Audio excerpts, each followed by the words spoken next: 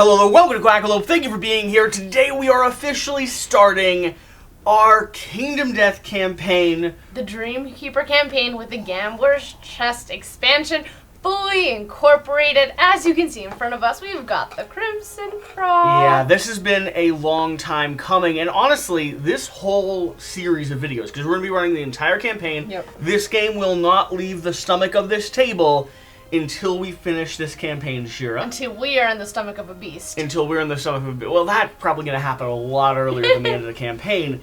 This whole video series is kind of a culmination of a lot of work. 4.5 years of building the channel, falling in love with Kingdom Death, finally being in an actual gameplay studio space. I mean, look at this place. This is insane. A gaming table, multiple top cameras, a front camera, a board camera, a giant studio camera, and a place where I can talk just directly to you. This is really the, it's the pinnacle of what I hoped and dreamed this channel could get to, and I'm very, very excited. But not only that, also, kind of because of Kingdom Death, I met, introduced, fell in love with, and now I'm married to you, and for some reason... You got me hooked on this game. You also love Kingdom Death, so this is like the best of everything in the world. Our objective here... Not die. ...is to play an effective and complete campaign. We're going to have fun, we're going to talk you through it, but I'm not going to try to do a lot of cutting down some of the nuance, cutting down some of the thinking. I think there's things you can do to make a Kingdom Death campaign more watchable. The reality is, the people that are going to watch through this series are going to hang out with us, are going to spend time with us. They want to see those gritty details. So we'll make sure that we timestamp and give you all access if you just want to see the big boss battles and the big fights. But we're also going to include, at the end of the video, us talking about our gear grid upgrades and how we want to use our resources and keeping you involved in the story and the progression of the campaign. Along with that, we might actually reference some of these rule books we have piled over here on the side. We want to get stuff as accurate as possible, and yet... We will make mistakes at some point during this game. We know we will make mistakes. If you would kindly let us know in the comments. I check the comments. We've had a lot of helpful Patreon members actually private message me and send me the list of mistakes so that I can improve. I've already caught mistakes we were making in our trial run. And so we have been reading through the rule book. We've been, we have note cards printed out. We're going to be as careful and accurate as possible so you guys have the best experience that you can. And then finally, the last category is we're going to try to make this watchable. We're going to be thoroughly editing it. We're going to keep you involved in the footage that's happening here on the game board. We're going to keep you involved so you can see the cards as we play them. I hope this is one of the more accurate and certainly the most watchable Kingdom Death campaign that's ever been published on YouTube. That's the goal. Shira, are you ready to have some fun? Yeah. Play a creature. Yeah. And dive into this story? Yeah. Do you know where we need to start? Yes. The Gambler's Storybook. Dun, dun, dun, dun. You have your rulebook over there? I have a rulebook over here. Oh. 3! That is not a the first roll of the game! Not a great start. I'll take my die back, though. Just in case you all are worried, by the way, we do have the Gen Con all blacked out dice specifically for our backup dice unless we need to have an emergency. Don't worry about where it's positioned too far. I'll probably get shots of just the page turning. Okay. Dream Keeper campaign. Dun, dun, dun. When the monster had digested, it awoke. It raised its curious head into the wind and smelled the despair of people stirring somewhere in the unbroken darkness. The monster licked its blood-caked snout and set off to investigate. The monster walked unhurriedly through the darkness, following the scent. It grew hungrier and hungrier as the scent got stronger. Its powerful heart pounded with joy as it came upon a great chest. The box reeked with delicious promise. The monster greedily nosed it open. How delectable they would be, if only their organs were bursting with fear. The monster toyed with its morsels, tasting their terror-tinged sweat as they skittered between its great big teeth. It laughed as they tickled it with their scrabbling hands, climbing to escape. There was one mouthful that didn't quite taste of terror. She was not tender with despair. She reached between the monster's grasping fingers and freed a shard of stone. She took a deep breath and bellowed into the darkness, hoping her cries would reach someone. Somewhere in the place of stone faces, people raised a lantern to illuminate their doom. They knew they could not survive, yet they struggled just the same. They are the ones that taste best, thought the monster, delighted. Okay. Crimson Crocodile! This series will introduce a lot of new concepts. The first thing that we're going to be introducing here in this gameplay series is the concept of an arc survivor. Survivors that carry on memories or stories from past experiences and past game cycles. We're both starting with arc survivors in this first prologue showdown against the Crimson Crock, and we've drawn knowledge cards up.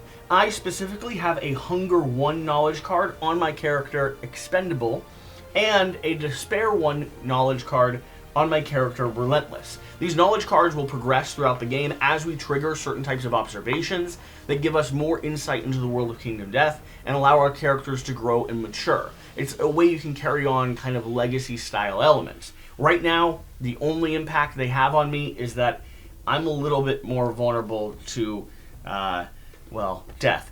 I have +1 systemic pressure. That means that when I roll on a critical wound table, I'm going to be subtracting 1 from my overall roll result. It's good news, I promise. My 2 characters that I'm running with, I have Terrified, who's got the Fear knowledge card. The Fear knowledge card is one of the theory ones, and I will just be checking off and accumulating and advancing with that knowledge and getting every time I suffer damage. However, my Despair character is running with Darkness, and Darkness adds +1 Torment. Torment, I subtract from my brain trauma rolls. So when I'm rolling on that brain trauma table, I am more likely to get something that is very, very rough. The observations I'm looking for, though, one of them will trigger in Aftermath, which will happen immediately after this fight is over. The other one will trigger if I suffer a brain trauma. So I kind of want to get to. It's a very hard thing. It's a very hard thing. Both of mine, one triggers with regular damage, and one triggers with brain damage. Okay. There should be a little bit of flavor text for the Crimson Crock over there here. It is. You want to hand that to me? We only have one of these books to share.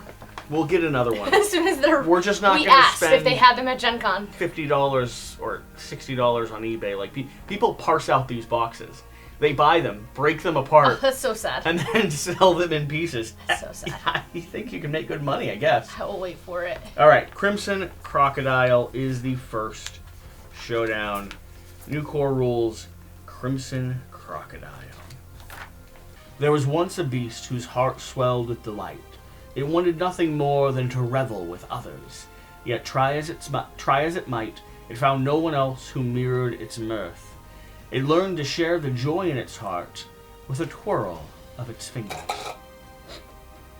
I don't like it. I'm going to introduce the Crimson... Why is he so happy? The Crimson Crocodile starts out with a couple traits out on the board. We are playing a level 1 Crimson Crocodile. We're playing a Prologue Crimson Crocodile, which is a little bit modified. Even more modified. Level 1 I'm not interested in playing.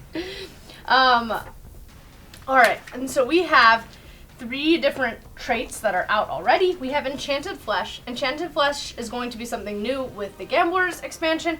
This is going to have these coagulated hit locations that are going to be stacking in our deck, and you will only be able to hit the monster if you stand on the exact spot. The lore is that every time you deal a wound, the blood itself, which is the blood glass that we can use to turn into weapons, crystallizes on the outside of the creature, creating a harder place for you to actually target. I really like the targeting system so far with this. Immortal Presence is the second trait. Hypnotized by fidgeting spine fingers, your body's fear response escalates. When a survivor has 0 insanity, which... We all start with an insanity. That's part of the prologue setup. A lot of people apparently have been missing this. Right here in bright pink, Uneasy Awakening, all survivors gain +1 insanity. That's going to be important. We have our +1 survival from naming our characters. Yeah. So, but when a survivor has 0 insanity, they gain a Terrified Survivor status card. Jesse, would you like to take a look at the Terrified Survivor status card? Let's look at it when we don't get it. Oh, okay. How about that? It's deadly. How about that? And then the last trait we have in play is Adrenal Adept. The monster disrupts your blood flow, preventing your body from coping with stress. As a nurse, I find it really funny because the adrenal glands secrete your adrenaline. And so you don't have adrenaline. You're just not going to be a fight or flight. You're just going to be terrified. You just fall down. Yeah. When you would gain insanity from brain trauma, your body stutters in pain. Instead, suffer 1 damage to a random hit location.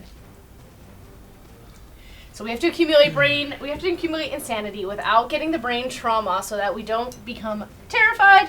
The last things we have on the board here is we have a blood pool where we can go and drink in order to get either hemophobia, which is an aversion to blood, or, hear me out, great for the crimson, a little bit more insanity. And we have a survivor corpse, which of course we can roll on in order to gain some quick insanity. I think you can also, if any survivor moves through the space occupied by this terrain, they suffer brain damage equal to the monster level. So I could do that to actually trigger a brain trauma, potentially. I just don't know that I want to do that this quick. I think I'm going to roll. You were just going to accumulate pain. When you would gain insanity from brain trauma. Oh, it just does damage right now? Yeah. So there's no way for me to trigger that despair at the moment. I don't know if you want to. Not yet. Okay. All right. Shall we start? In the prologue, they have customized which is the first hit location, and which is the first AI. So we do know a little bit of what is coming. The monster acts first. Yeah, it's a good first card. 21,000 Newton bite. Mm-hmm. Pick a target. I talked with Adam about this card. Yes. He specifically said, yeah, the whole point is to scare you, not just the characters on the table. Yeah. The whole point is to terrify the player. Yeah. 21,000 Newton bite. Pick a target. The threat with the most tokens in range. We're all threats, but none of us have tokens. So it is a tie, therefore closest survivor, that is also a tie. Mm-hmm. So, we get to pick. So we're going to designate my expendable as our monster controller. Okay. Expendable, as his namesake sort of implies, will be our first target. Okay. Rushing forward can move up to 6 spaces. So 1, 2, 3, 4, 5. I think it would be 1 over. It only moves its You're minimum. right. Yeah. And it would go here. This is why you are have in a its wife. snout. Yeah, I don't think your stone face is going to be very applicable. All right. We love it. So, speed of 2. Yep. Are you ready to roll? Accuracy. I do gain an insanity because I targeted myself, though. Congratulations. Which is kind of the whole goal. Okay. Accuracy. It hits on 3s. Damage, 21. I don't want damage. 6 and 2. 1 hit for 21 damage? Before damage. So it's going to hit anyone in a 3... You realize 21 damage is like an instant kill. A 2x3 grid in front of you, so you're just standing outside of that hit zone. Yep. If you are terrified or deaf, you cannot avoid this attack. Otherwise, you hear the zealous fingers strumming and escape the bite's full power. Reduce the damage in this attack profile to 1. Tokens modified. Yeah, the first time we've only played this one fight once already. And the first time we played 21, we were like, what has Adam done? We're like, we're dead. Alright, so I'm going to target a single location, 1 damage in that location to my waist, which is where we have, luckily, armor. A nice piece of cloth. Okay? Now it's our turn. Yep. You're right there. Do you want to go? I can go. I also could just roll on this survivor corpse and see what I get. The best option is to grab a basic resource or a skull basic resource. I do kind of want extra resources, though. We are actually starting a settlement. I'm going to roll on it with my lovely Relentless. 3. Gain 2 insanity and 1 basic resource. So it could be a skull, or I mean, it could be better actually. I don't mind that too much. Do you have the basic resource deck? I do. Okay. So I'm up to 3 insanity now, and that doesn't look like a 3. Oh, it was a 2 originally. 1 basic resource. 2 basic resources, I thought. No. Oh, 1. 2 insanity. Perfect hide. All That's pretty nice. Cool. Supreme texture, by the way. Good. Yeah, it's lovely. And now that terrain piece will come off from the... Archive this terrain piece. So this is now gone. We still have the blood pool, and I can still move. So I think I am going to move a little bit. Okay. Was that 4 or 5? It was 4. I'm Okay. gonna go one more. I'm just kind of getting into position. We kind of want to be surrounding him, so when we need to target from a specific side, we can actually do that. Yeah. Okay, your turn. Where are we considering his front? Where he's facing you? His front, yeah. So he covers 3 spaces, so his front would be right here. Okay. Do you want to throw your founding stone? We know the first hit location. I like going fist and tooth. Okay. I know mind? you do. I don't. You mind? I'd rather you do it. Okay, so I am going to. Do I back up or do I stay there and continue pummeling him? I'm gonna stay there. I mean, that requires an activation to throw it, I believe. No, so but I have a movement still. Right. I am gonna stay there. I'm gonna throw my founding stone. So, spend energy to sling the stone from anywhere on the board. Archive this card for 1 automatic hit that inflicts a critical wound. We're doing that. Critical wound him. Okay. The first hit location is 99 Finger Spine. It is impervious, which normally would mean we could not hit it, but we can critical wound it. Your attack shatters a translucent scab covering the stone faces on the monster's back. Find the hit location Sparkling Upper Back, which is coagulated, so it's going to be this one. Sparkling Upper Back, and set it aside. Then reshuffle the hit location deck and place the card on top. We will do damage. It's already shuffled, and so I will place this card on top. Persistent Injury, Exposed Back. The monster panics, making it easier to hit. It gains a -1 evasion token, and we'll keep this in play. Shira. Yeah. We did an unboxing of these, but we have amazing little metal tokens now for all of our status symbols. So, -1 evasion. I'll have a link down below to where you can buy those metal upgrades. It's not a sponsored video. They sent them to us to check them out. I like them a lot. I like metal upgrades. I like things being deluxified. Are you moving? Are you finishing your turn? Otherwise, you're going to lose your movement. I'm finishing my turn. I'm going to stand there, and I'm going to make a note that Expendable was the first targeted and the first to throw his pounding stone in this story. I'm going to move forward. 1, 2, 3. The reason I'm doing this is because based on that coagulated location, if I don't stand there, I won't be able to wound this monster. Yep. And now I am going to attack with my Did you take a wound out?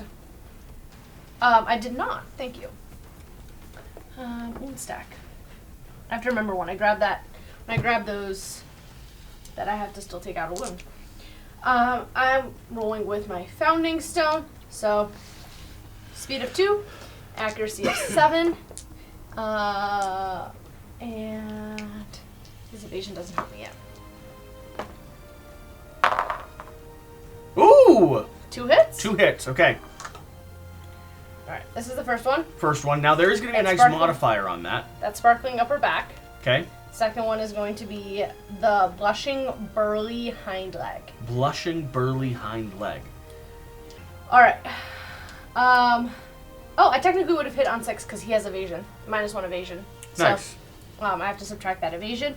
And then wounding him, wound plus my weapon strength. So with the coagulated deck, unless you attack in the highlighted spot, your wound attempt is an automatic failure. See rulebook for extended rules. I attacked in that spot for that reason. Gain +3 strength to wound this location. So the strength of my weapon is usually a 1. I'll have +3, so that I'll need a 4. And his stat should be... His toughness. Toughness is 7. So 7 minus 4, I would hit on a 3 on that location. And you'll crit on a 10. Does have a reflex failure for it. Come on, crit on a 10. 7. 7. Still a hit. Solid hit. Take an AI off. I don't want to die in the beginning. My goal, clean sweep the Crimson Crock, make it to the settlement phase, see new things. Blushing Burly Hind Leg. Okay. I am going to attack again. This does not have my added benefit, so 7 minus 1 is 6. Oh! That's going to be a fail, no matter what happens. Yay! Thought you were my lucky die. Crit fail. Crit fail. Okay. I have a You've fail. been betrayed. I have a reflex failure and have a compulsive reaction to being wounded. He did not get wounded. So, the failure is the monster rolls. Without turning, full move the monster to the right. No. That's the wrong location. His right. His right? Oh, okay. 1, 2, 3, 3. You said 3. You said full move. It shows 3 here, but it says full move the monster. 4, 5, 6. So you get bowled over. I get bowled over. He does not land in my space, so You just get knocked down. I just get knocked down. When a monster moves through the survivor, collide is knocked down. If he stopped on the out, I've gotten knocked back 5. Yay. On collision, survivors +1 damage according to the monster level. For the sake of this, it's still level 1. Yep. Okay. So I get 1 damage. Asher's about to bark. Thank you, Asher, for notifying us we have an intruder. She didn't even get up though. No. She's laying there. Yeah. She's like, just so you're aware. Hey, we're good. Evan just snuck in. He's gonna go edit some videos, some of these videos. Leave a comment down below saying thank you, Evan, for all the work that he does making this as watchable as possible. I'm gonna take a damage. Okay. And this is still this character. It's not brain damage. I need brain damage for that character. I'm gonna roll to see where I'm taking it. A foot. All right. Why'd you take damage? It says on collision, survivors suffer +1 damage according to the level. Okay. So it's this specific scenario. Yeah. And so I will take a light injury to my leg. Can I reach you still? Yeah, you should be able to hit him from behind. 1, 2, 3, 4, 5. Oh, your tail is a little bit in my way. Alright, so I will attack. Blind spot makes it easier to hit. Yep, to connect with him, because he doesn't you're swinging. Doesn't know I'm swinging. So my attack roll, I don't have any accuracy. My 2 weapons. 7, so 7 minus 1 is 6, minus 1 for his evasion is 5. I'll hit on 5s. 2 hits? 2 hits. Wasting the lantern, though. Yeah. Alright, I have a wrinkled gums and a blushing body. Which one are you targeting first? I'll target the failure one, because this one has a reflex no matter what happens, and it's going to cause him to move again. Okay. So wrinkled gums. The monsters, it's just, there's nothing helping me. Nope. So a strength of 1. Hitting on 6s. Hitting on 6s. Nope. Ooh. Failed. Okay. Monster lower jaw drops open its long town, undulating hypnotically. Turn the monster to face the attacker and move 3 spaces back. Which was going to cancel the last hit as well. 1, 2, 3. The attacker suffers the flea brain trauma. Flea brain trauma? Is that a brain trauma though? Do you want those? I have to subtract torment from my brain trauma roll results. You're not rolling. And this isn't brain damage, No, is it? you're just getting a brain trauma effect. Yeah. So no, it doesn't help me. Flee. You are knocked down and suffer knockback equal to your movement towards the closest board edge. Gain 1d5 insanity. When you would get insanity from a brain trauma, your body suffers pain. Instead, suffer 1 damage to a random hit location. Okay. Do I get knocked back that direction? No. Closest edge. Okay. Random hit location. 1 damage to your foot. Good. Your legs are loving this. They are. Okay, this has gone very well so far, I think. I feel confident. You know, I don't know about you all, but... We didn't hit him. Alright. He's gonna go. Alright. This is exciting. Draw for him. I don't want to. He's probably going to sneak up behind me. I'm knocked down. Haunting bite. Pick a target. Survivor that last suffered damage. Oh. That's me. Shira.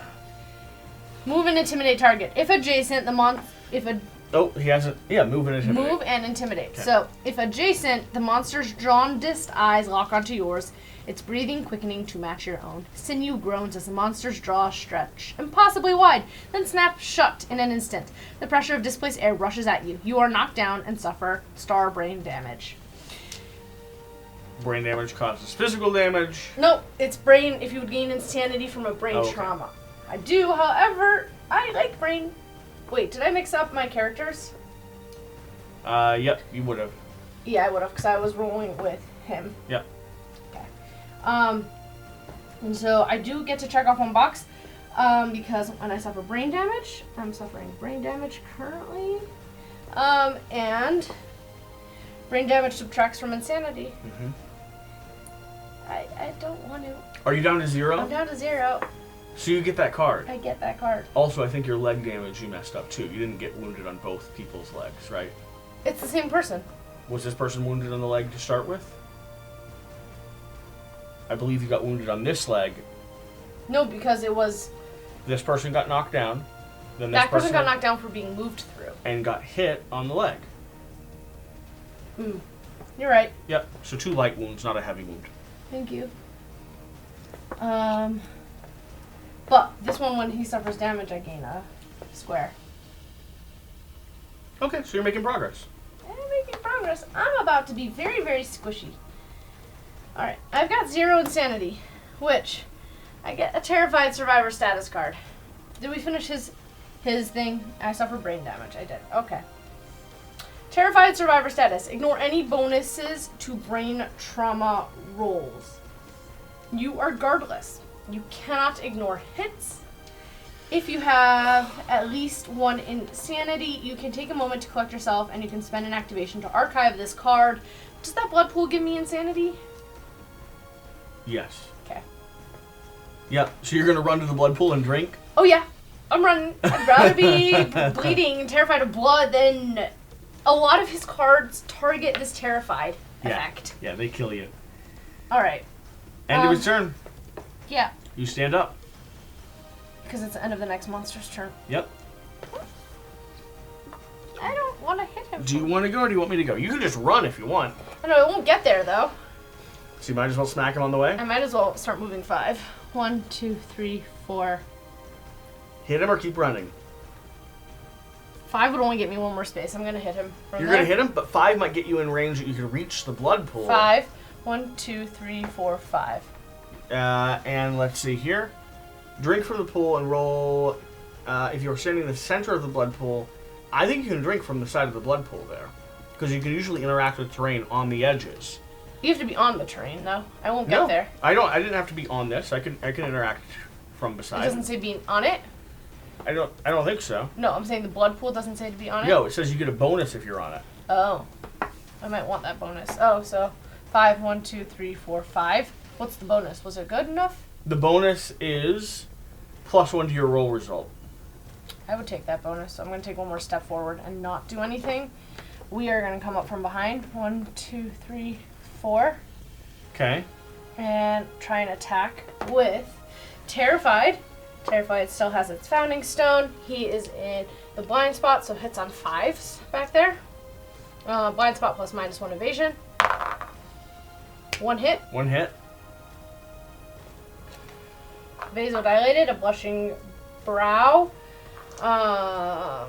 Nothing is helping me, so I hit on 6s. Yep. This was the die that nearly killed me. I'm gonna fail again. The monster flashes a toothy grin as its fingers swirl. The blood in your limb drains. Your weapon tumbles from your grasp. You are disarmed. Disarmed. This attack ends. Place a disarm tile on the attacking weapon and a matching tile 5 spaces away from you. You must move over to the tile to pick it up before activating that weapon. Ignore if using Fist and Tooth. Is that a new tile type? Yeah, I don't know. It's gotta be. There's a pile of new tiles in the expansion box. I see them. Oh, let's see what we have here. Glorious trove of... Disarmed tile is something we're looking for. Disarmed tile.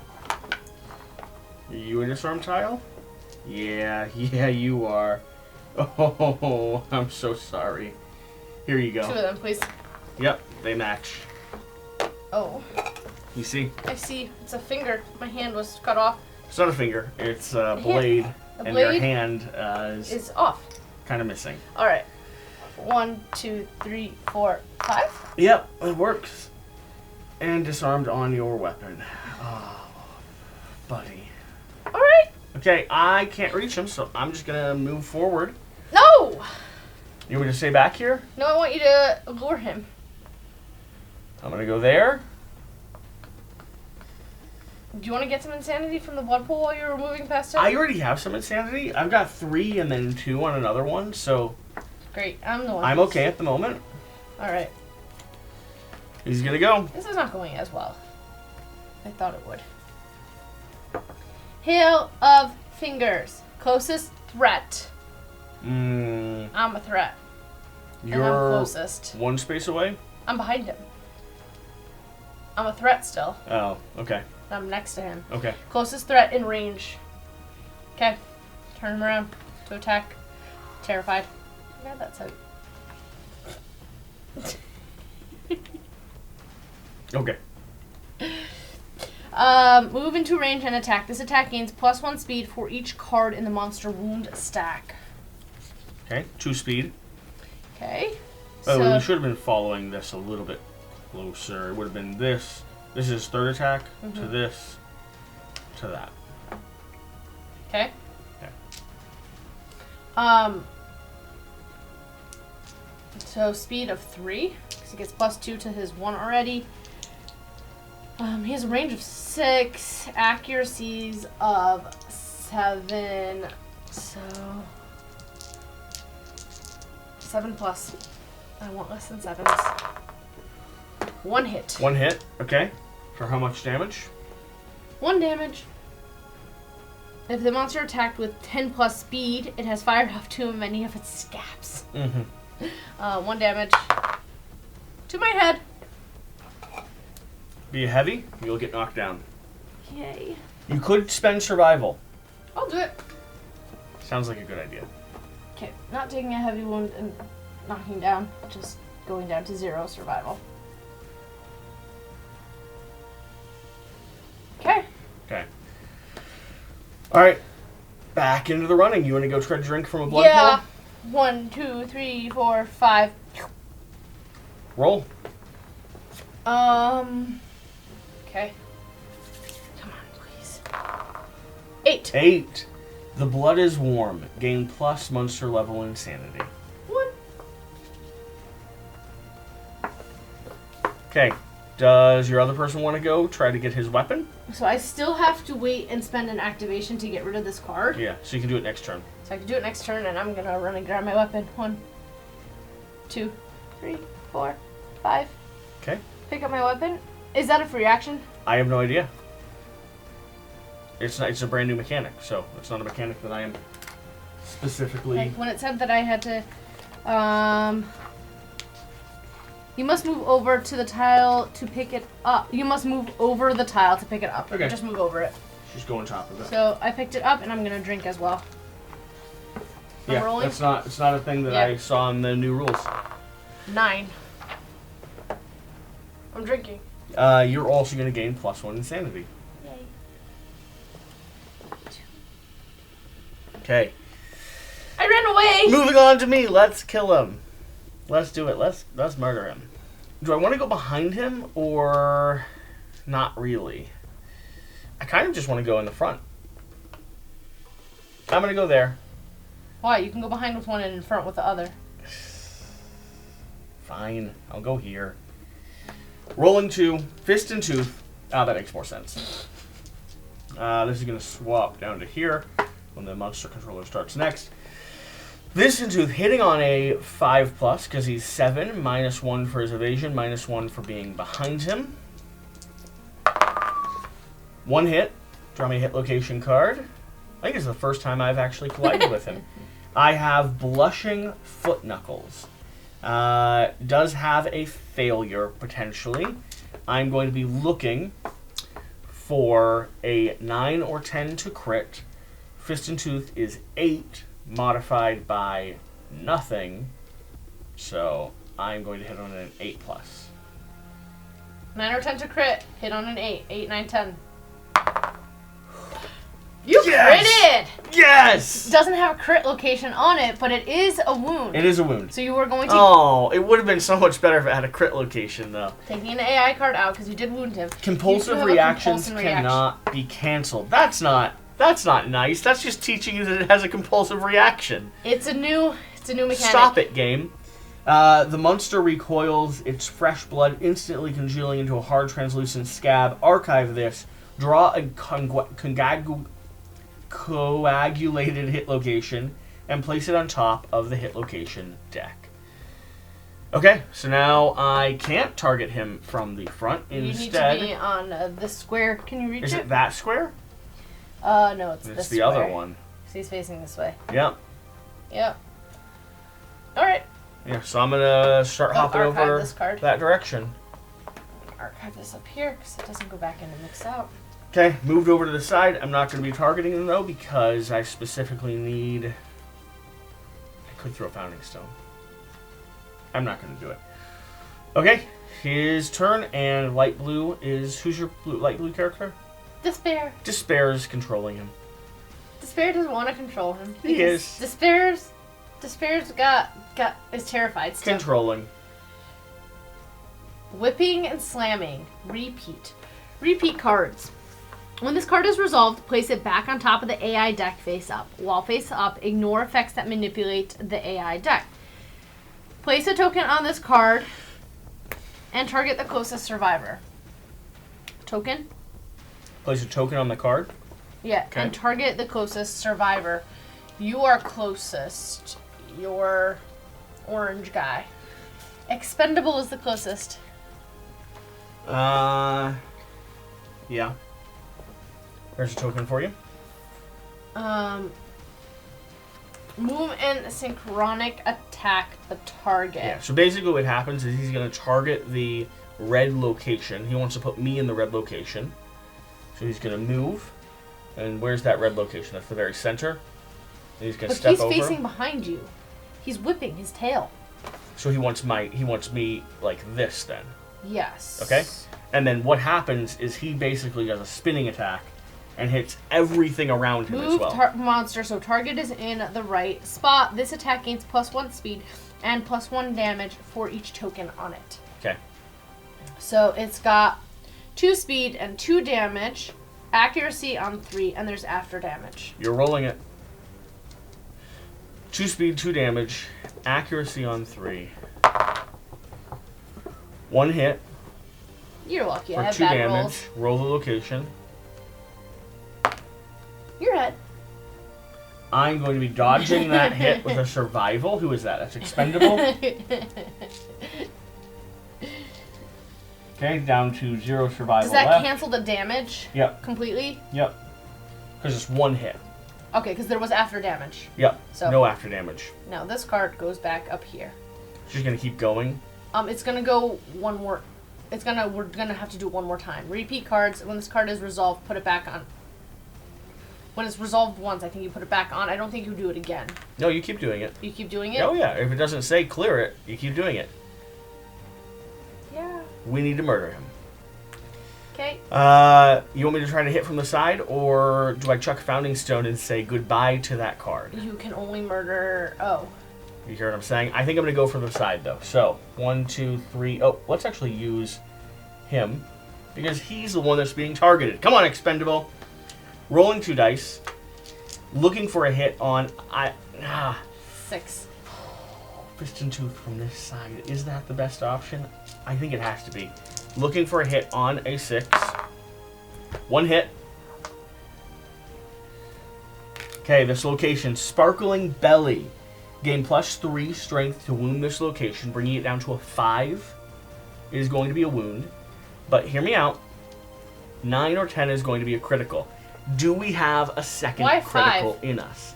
Because it's 8. It's 8. I'm fist and toothing, so it brings it down by 3 to a 5.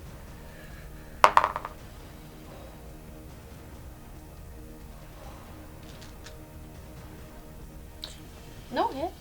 Failure. The monster hisses, fingers drumming rapidly. Perform basic action targeting the attacker. Turns towards me. Basic action, Shira. Shira? What are you distracted by? You subtract his toughness when you're trying to wound it. It's his toughness, and his toughness. Yeah, so it it's would have been 8. the his toughness is not 8. His toughness is 7. His toughness is 7? Yeah. Not that Okay. it mattered because you failed anyways, but I'm just trying to get in the habit of having accurate numbers in my head. His toughness is 7. You had 3. You could have hit on 4s. It didn't matter because you still failed. Oh, I don't like its basic action. Here's where Terrified comes into play. Move and attack target. Speed of 2. You're still the monster controller. Am I? Accuracy 3, 2 damage. After damage is so much fun here. 2 hits. 2 hits. Each one 2 damage. Yep. First one. Yep. Chest. 2 hits to my chest. The second one. Okay. Your hands. Okay. I'm spreading them out.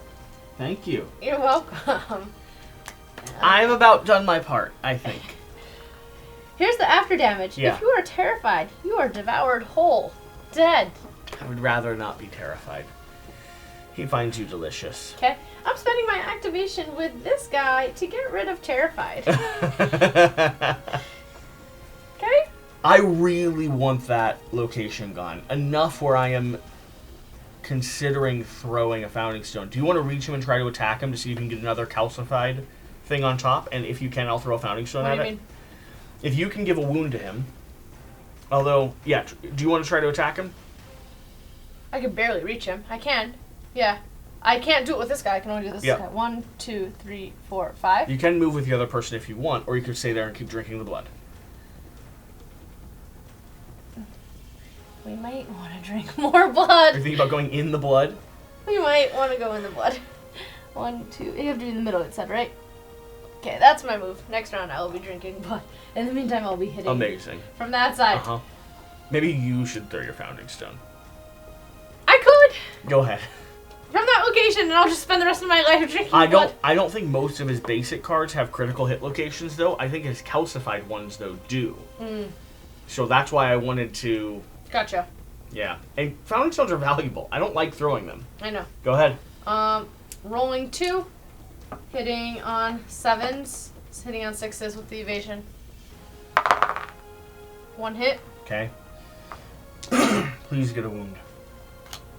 A fleshy armpit. This has a critical wound on it. Could have done it. Alright. 6s. Fail. Also, did you notice that our survivor sheets don't have that 1 lifetime reroll on them? Not at the moment. I've noticed that. Hopefully we can still choose that pathway. That's a nice thing to have. It's a pathway, though, you have to choose. You don't get it just off the bat. Failure. The monster flips upside down and glides on its wriggling fingers, moving 2 spaces forward. You will suffer knockback 5. Yep. 1, 2, 3, 4, That 5. was 4, because from where I was, 5. Okay. Do you suffer damage? No. Then cranes its neck to wink at the attacker. They suffer +1 brain damage. Star +1. Is that 2? Star +1 would be 2. How much brain power do you have? 2. Okay, so you go to 0. And you're back to drink blood. I just got rid of that from my other friend. Okay, do I try to attack him? Or I think earlier I missed the star +1, but it was, I think, also brain damage, and I would have taken myself down to 0 anyways. Gotcha. Do I throw a founding stone to get rid of this top card? Because this top card is just going to keep cycling until we wound him. And it's going to destroy everyone around him. I'm running the risk that it's not a critical hit location, though. Yeah, you are. But, my character's name is Relentless, so let's ask ourselves, what would Relentless do? It's a founding stone. You want to be down to fisting and toothing with 2 characters? You're right, Shira. I'm throwing it. Ha! Pull the guard. Come on, crit. No! No. No! Oh, no! Still a wound. I don't think it is. Isn't it? What's the founding stone? If there's no crit, there's no wound. You also have a reflex, so you didn't hit. You failed. I didn't. Yeah, it just goes. It's just gone. You don't have the failure? It's not anything. It's just there's no critical hit location. I just like dinged off the side of his head. That's all that happened.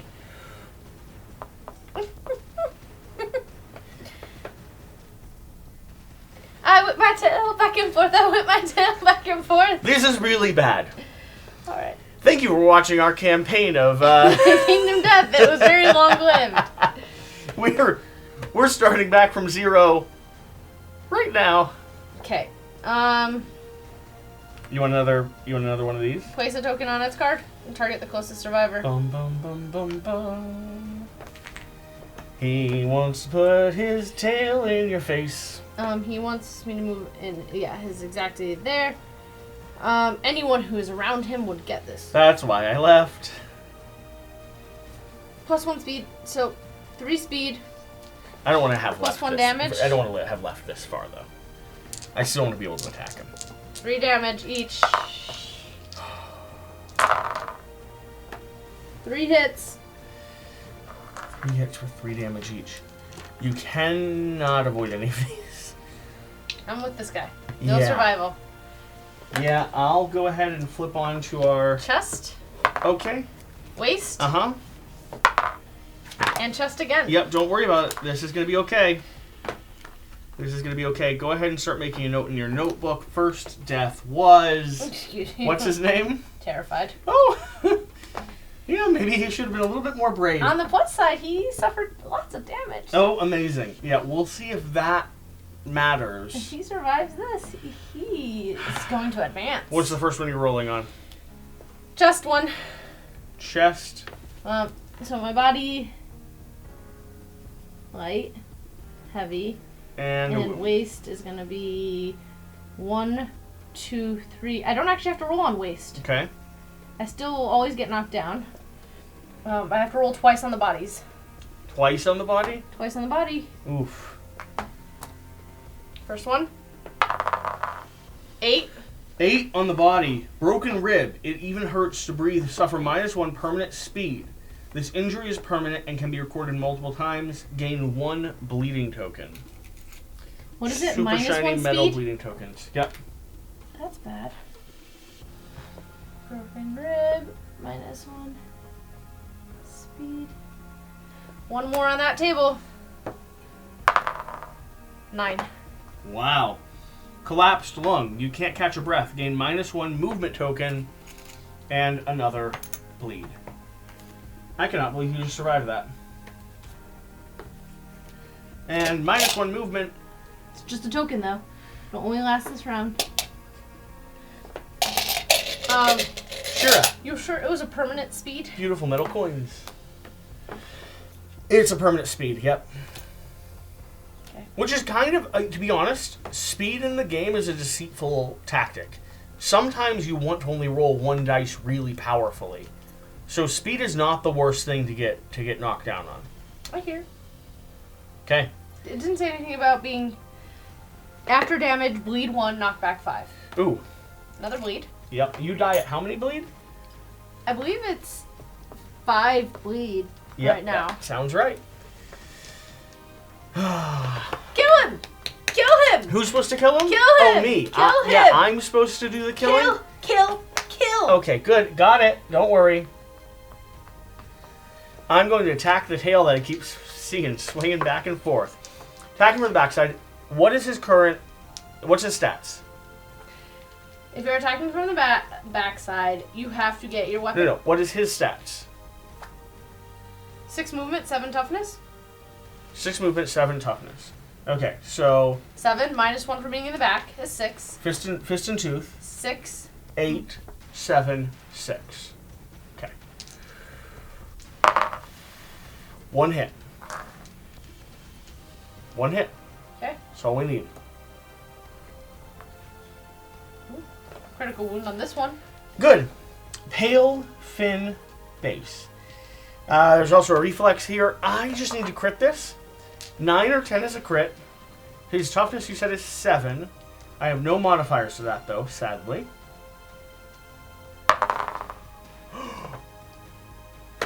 That's worth a founding stone. That's worth a founding stone. All right. They get rid of that card immediately. We'll deal with this now. You rupture a poison brewing gland within the monster's tail. It gains -1 toughness token as poison spreads through its body. Gain 1 random monster resource. Persistent injury, busted glands. Some affects some AI cards. Keep in play. And he gains -1 toughness, right? Yeah. So which one is toughness in here? That'll help us wound him. -1 toughness. He's a little bit more vulnerable. We got rid of that top AI card. And I gain a basic resource. Sure, if you want to grab one.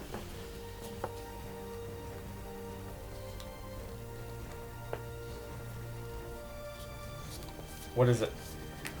I gained an immortal tongue.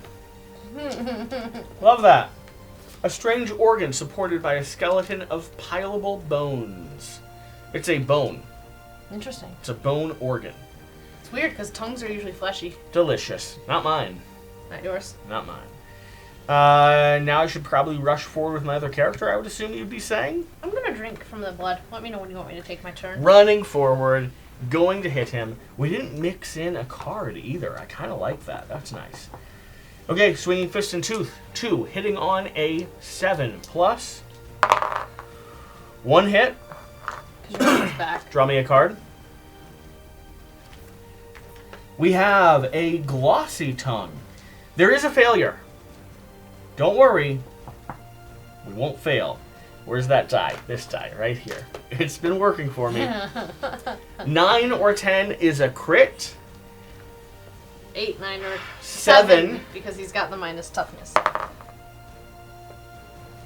The monster turns to face you and deftly swats away your attack with its tongue. It doesn't have a tongue. I ripped it out. If you're attacking with a melee weapon, you are disarmed. I'm not. And extremely impressed. Gaining +1 survival. Oh. And +1 insanity. I would have gained survival and insanity if I was disarmed here. Because I'd be like, wow, your tongue's really good at boxing.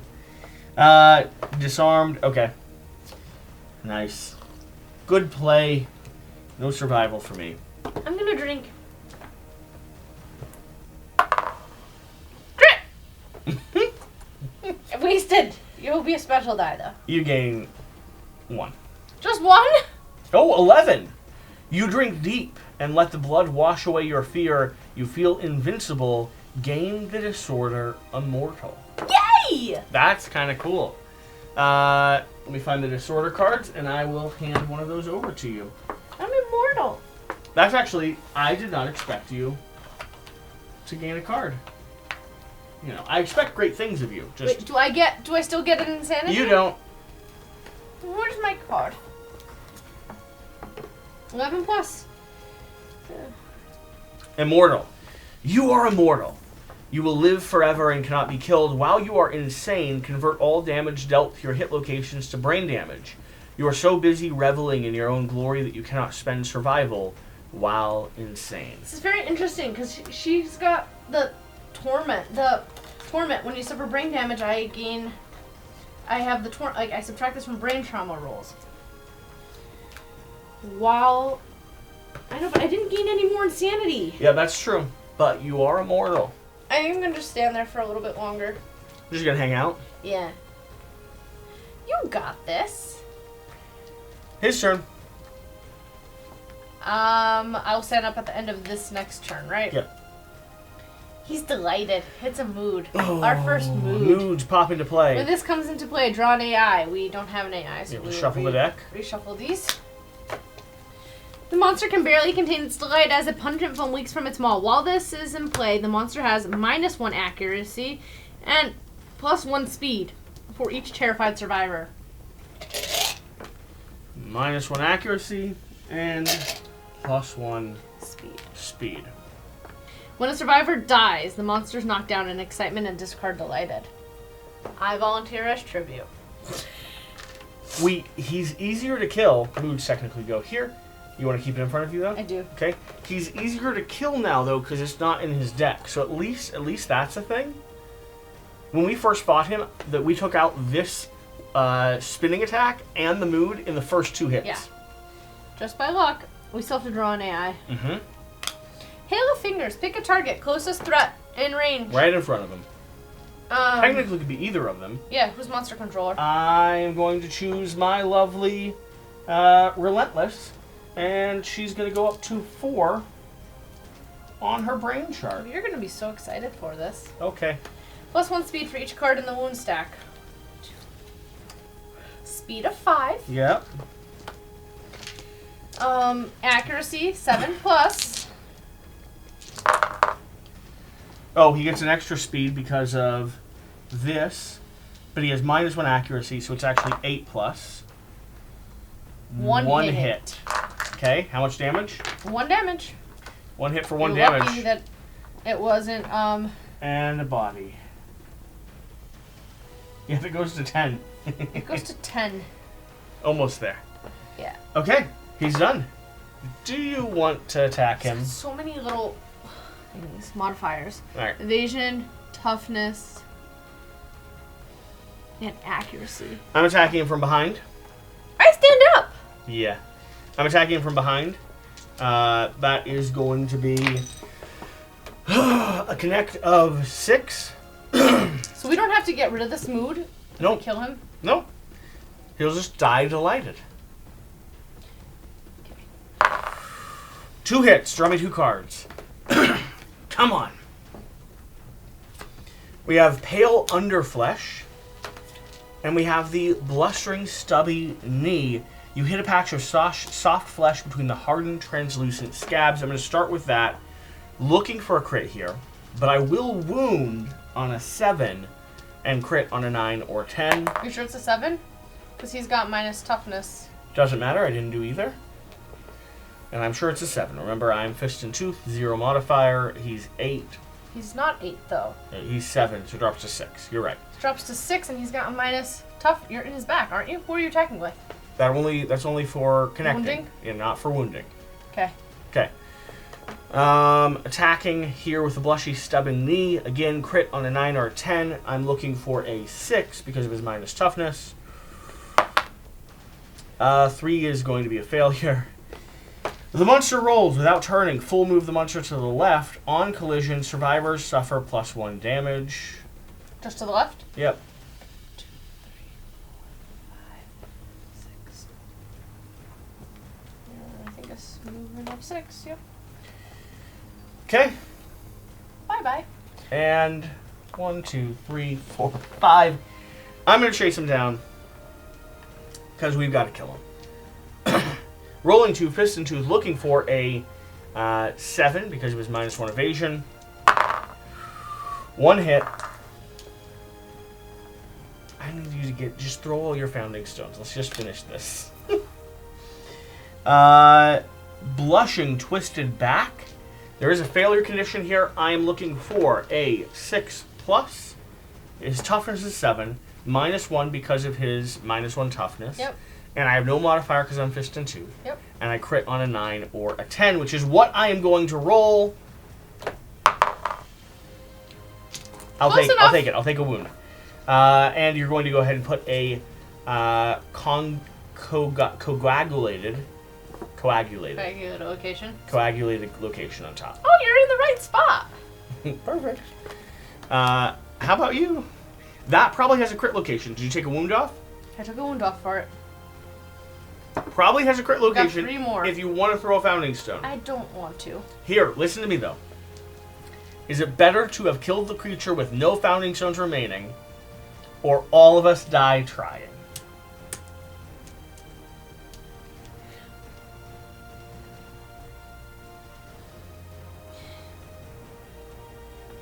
Can't roll and get more insanity. Alright, I'm chucking my founding stone. No, we're doing it! Chucking the founding We're stone. throwing a founding stone. There you go. No, you gotta throw it at him. Oh, you missed. You killed me. Draw the card. Please let it be a crit location. Please. Critical wound. Oh, amazing. Alright, you strike the monster's pride and joy, gain +6 strength. His pride and joy. Oh my. I would have gained +6 strength to wound this location. Critical wound, gain 1 random monster resource. Persistent injury, so this is lost humor. Your attack savages a carefully cultivated cluster of egg mushrooms. The sparkle fades from the monster's wild irises. Affects some AI cards. Oh, we killed his eggs? It was his sparkling blood colony. His egg mushrooms. Oh, his pride and joy. I don't know. I don't know what that is. But good news, you got a blood stool. Great. See? Consume. Archive this to roll 1d10. On a 1 to 3, you become ill from the fetrid mass. Gain the anemic impairment. On a 9+, though, it goes down with relative ease and you gain hematosis ability. I don't think I want to roll that. You don't want to swallow that? I don't think I want to swallow it. It's blood stool. It's technically, I think, a prolapsed hemorrhoid. Consume. One. It's not good. You don't want to swallow that. I don't want to take a chance that this is not a critical occasion and throw my last founding stone. Yeah, so just run forward towards him. Well, let me first roll to try and get some insanity. 5. Okay, you get 1 insanity. Thank you! You're welcome. And now you're going to spend the next turn to get rid of your terrified card. I see how this is going. I see the, I'm catching on now. 1, 2, 3, 4. Amazing. So I have -1 permanent movement. His turn, he's just going to keep doing whatever card was there. Yep. His hail of fingers. I love that card. Okay. He's targeting me. Oh, but this changes because we've added wounds. 1, 2, 3, 4, 5, 6. Plus 7, 1, 7. You're going to be 8. rolling Y8. 1 plus, Plus 6 7. plus Plus 1. the speed. Alright, you're going to be rolling 8 dice. Would you like some extra dice No, for your hand pile? 1, 2, 3, 4, 5, 6, 7, 8. Shira. Who are we targeting? You're targeting me. Oh, good. Relentless. Will you leave her alone?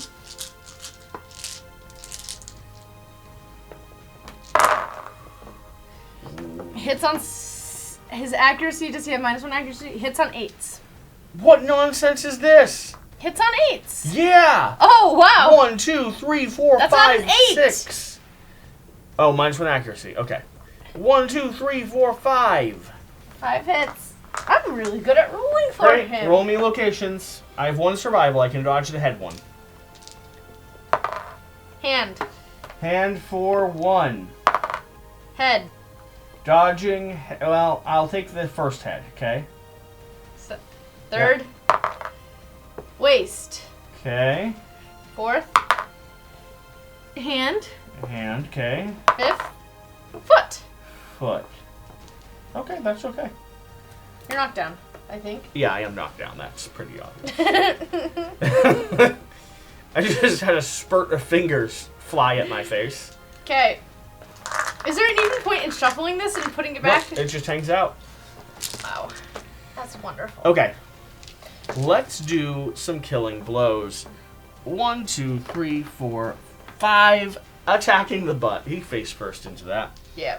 2, hitting on a modified by 2, so 6 plus.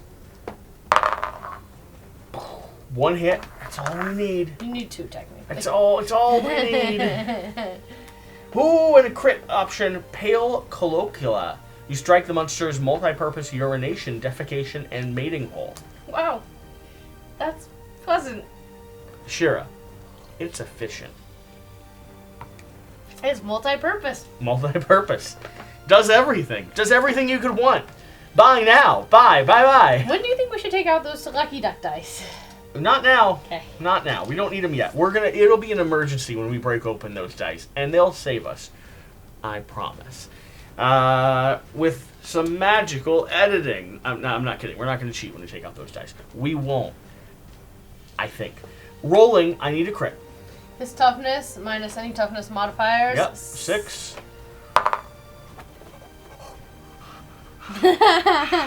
Shira. Yeah. Read it. Critical wound. If adjacent, you punch shoulder deep into the hole, grabbing a fistful Ooh. of organs before violently tearing it free. Oh! Gain 1 monster resource, Oh my pseudo gosh. penis. Oh no! I ripped off his penis!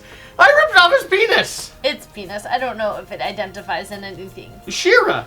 Did you know this was possible? Okay. It's just, what is that? Ooh! Pseudo penis. Do you want to see a multi-purpose hole? Yeah. Okay. It's kind of just Consume archive this game +3 survival and the invigorate fighting art. Interesting. What is it? Read it. Oh, consume. Archive this game, plus 3, and the Invigorator Fighting Art. Let me check what that is. If that's worth it. I want the pseudo penis. We're gonna hold on to that. But I'm not saying Expendable isn't interested. What is that? Invigorated. It must be a new one. Oh, those are secret fighting arts. That's probably. Oh, those are innovations. No, those are normal fighting arts. Let me check. I'll hunt while you keep going. Wait, I need you to do stuff first. I love doing stuff. Roll 1d10. I don't love doing that type of stuff. Okay. On a 3+, the cloaca quivers before blasting you with a torrent of bloody secretions. Suffer knockback 5.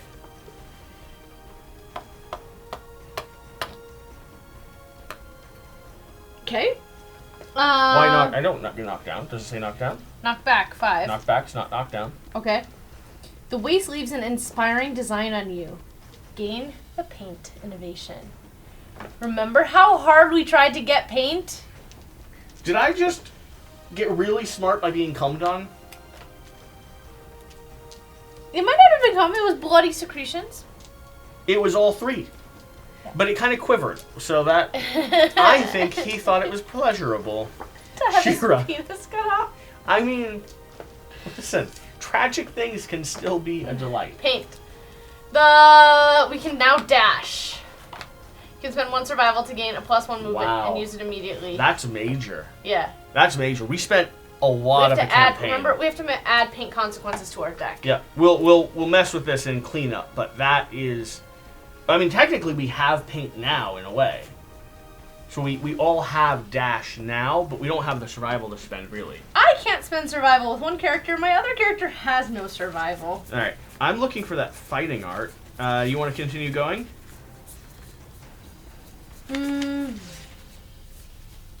Are you sure knockback doesn't come with knockdown? I am sure knockback does not come with knockdown. Okay.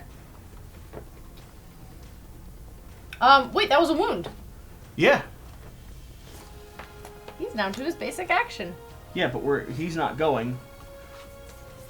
What are you doing? I'm looking for the fighting art, and you have to go kill him. I don't think I can reach him. Kill him. I can't reach him. Shira. And this doesn't have... I don't think a crit will crit take out his last place. Oh, yeah, for sure. If there is a crit on it. It's not... He has no more AI. That doesn't matter. The crit isn't on those cards. The crit's on the hit location. Oh. Yeah. I can't reach him with my character. You could throw a founding stone. Do we really want to enter our campaign with 0 founding stones? I kind of do. I just want to live. I just want to live. So Invigorator, Fighting Art, Crimson Crocodile. Gain +1 accuracy and +1 speed while you have no insanity. The accuracy's awesome. The speed's awesome. It's great for an archer or a fist and tooth person, honestly. Yeah, but... Do I swallow the penis? I don't think yet. Or the... Sorry. We still have to... Pseudo-penis. We're still going to be fighting the Crock for the next couple episodes, and having 0 insanity means you're always terrified. And you will be likely to die very quickly. Unless you're the archer and you're just away. I won't do it yet, but we might hold on to that, because you can consume at any point. Yeah. Very interesting. Okay, what are you thinking? You can let him go again. He might kill me, though. Basic action, a terrified threat. I'm the only one who's terrified. He's gonna come get me. Which one's terrified? The blue guy? This one? Terrified is terrified. But you could spend your action right now to get rid of your terrified. And then he won't do anything. So what's his non... Close to survivor. So then he'd target me. Yeah. I have to spend it to get rid of this, because with his basic action, if you're terrified, you're devoured whole and dead. Oh, we're going again. I have to get rid of it with this. Yeah, she did it. You see I have to. I do hear what you're saying. I promise I hear what you're saying. Okay. Getting rid of terrified with my action. Mm-hmm. I will move closer to be ready. 1, 2, 2, 3, 4. I'm technically closer to you. No, but you'll be attacked. Mm-hmm. You're the terrified, threat in range. None of us are terrified. Closest survivor.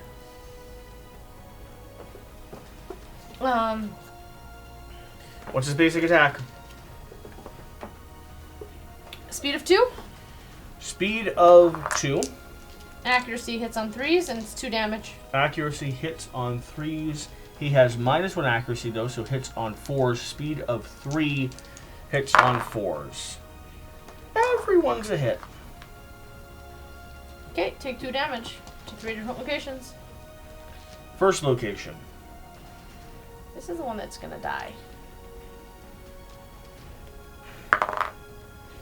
To the Your body. To my body. To my legs. Are you gonna dodge any of them? I'm going to dodge one of the body.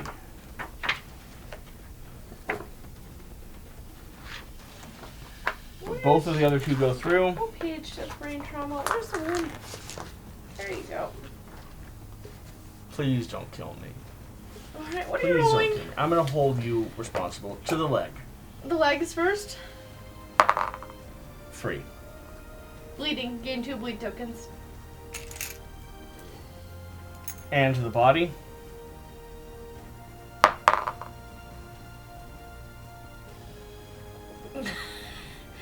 You know what those mean.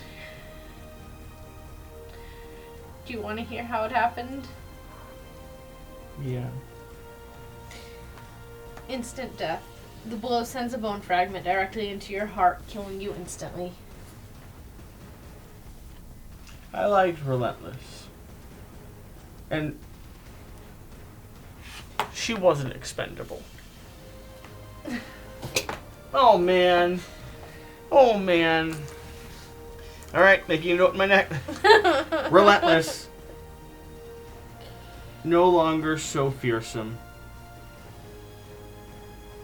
But I will name the next character after her.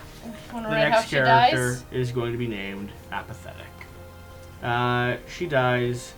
Yeah, I'll write it down. A bone shard through her heart. Yeah, you want to finish this? Because it's your responsibility now. I'm going!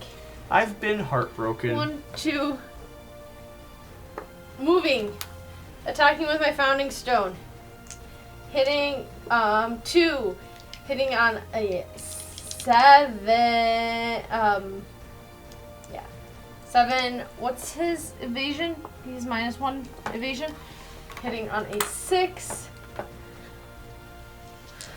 Oh, I have -1 speed with you. Great. 7.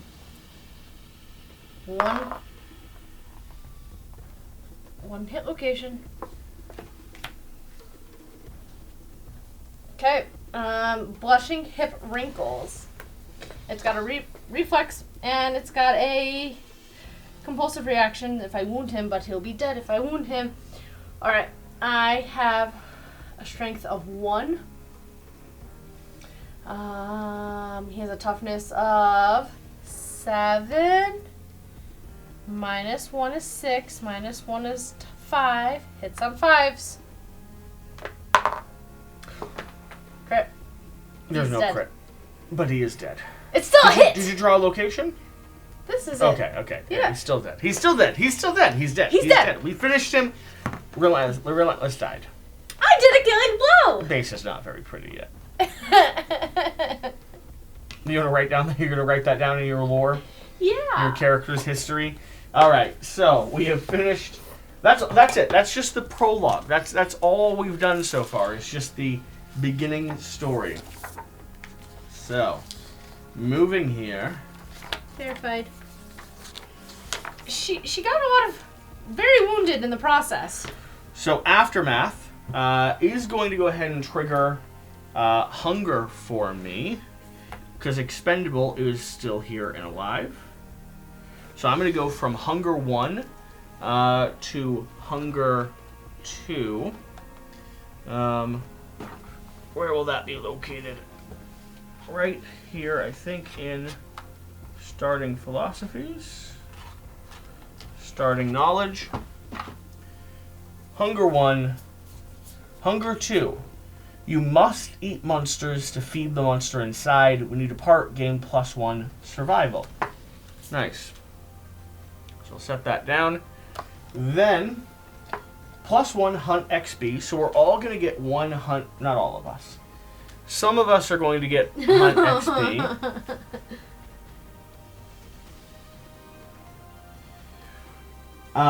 Plus rewards. Rewards 4 basic resources, 4 Crimson Crocodile resources, and gain the Crimson Crockery settlement location. So basic resources.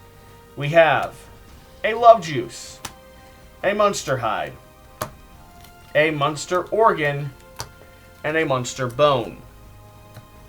Crimson Crockery. We have a tiny ear, a flat vein, a pale flesh, and a veined glass. It's cool because he does have tiny ears on his body. All over his body. Yeah.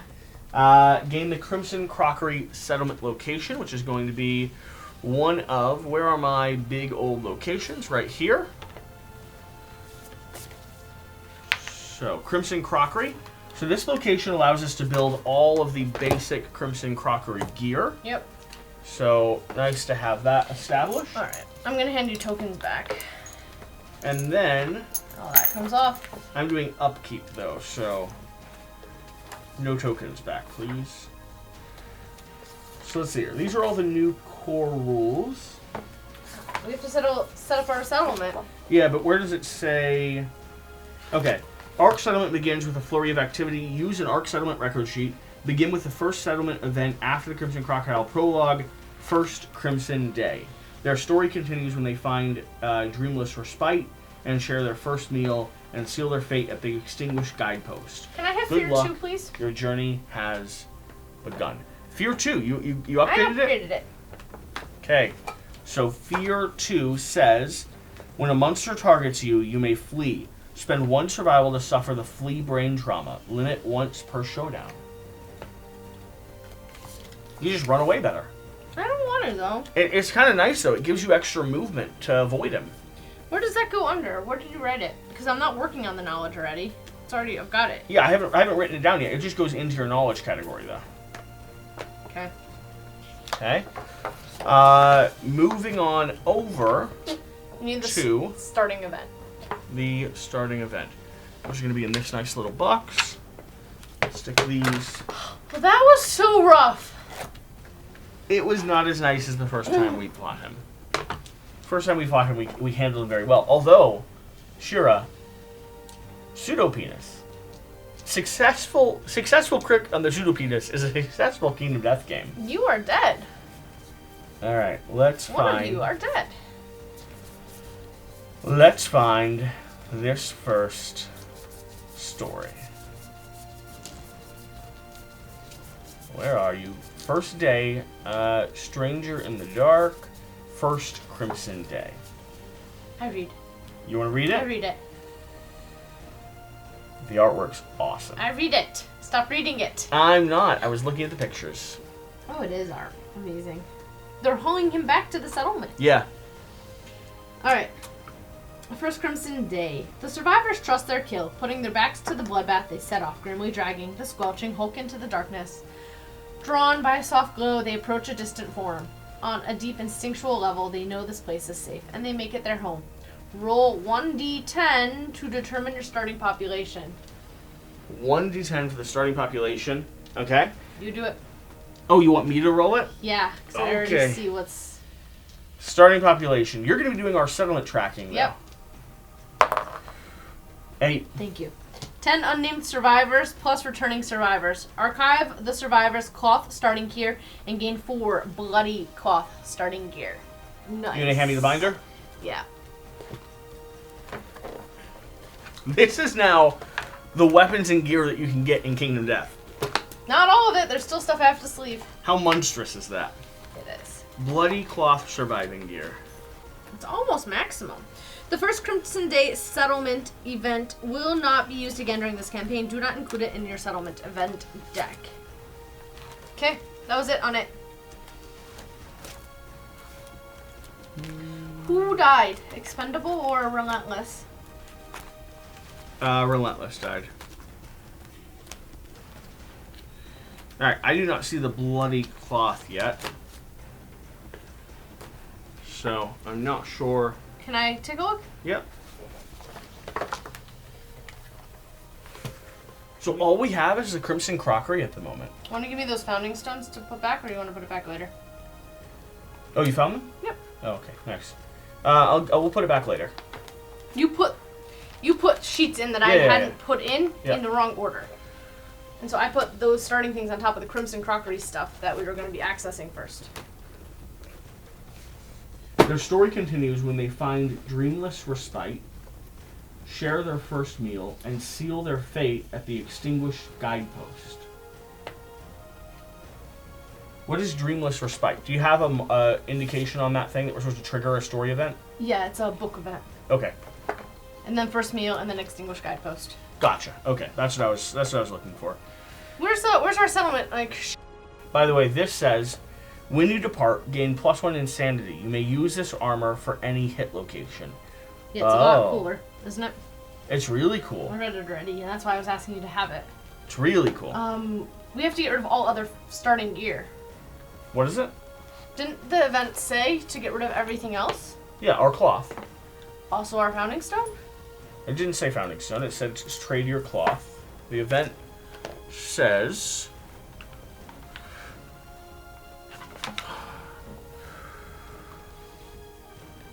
archive the cloth starting gear and gain 4 bloody cloth. Okay. Yeah. Okay. First story event is going to be Dreamless Respite. We have never been to this part of the game, by the way. So this is now... you are now on the adventure with us. Dreamless Respite. Nominate a survivor to gesture over the roar of snores. Ooh! Relentless? Yeah. Relentless died. So expendable? Expendable. Expendable's gonna do it. He's good at this stuff, unless you want to. Do you have someone who really wants to do it? No. Roar of snores. The survivors approach a mass of dreaming bodies held aloft by a motionless giant. The snoring forms a dense roar that drowns out all other sound. The nominated survivor's voice is swallowed by the din. The settlement gains the Dreamless Language Innovation. Dreamless Language Innovation. Okay. It's going to be coming from a pile of innovation cards. They gain the Dreamless Language Innovation, but they find it ineffective for communicating around the sphere of snorers. They learn to communicate without sound. The settlement gains the Silent Dialect Innovation. Dreamless Language. Survival limit +1. Okay. All survivors gain the Encourage Survival action. Once per round, if standing, spend 1 survival to call out to a non-deaf survivor. They stand if they are knocked down. Add language consequences to the innovation deck. So I will build the innovation deck shortly. Can you keep the ones separate so that I can write I've got them it down? there. Yep. Okay. What's the next one? Silent Dialect. Silent Dialect. So we're going to be communicating through sign language. Yeah, it's a sign language sign. The settlement develops a silent form of communication to cope with the ever-present din of snoring dreamers. All survivors gain the fist pump survival action. Fist pump. Once per round, if standing, spend 1 survival to gesture to a non-blind survivor. They stand if knocked down. Cool. So instead of calling out, we now can go. And then we go. Unless we're blind. But now you realize what we have to do. Yeah. If you fist pump me on the board, you can't say anything. You have to just go.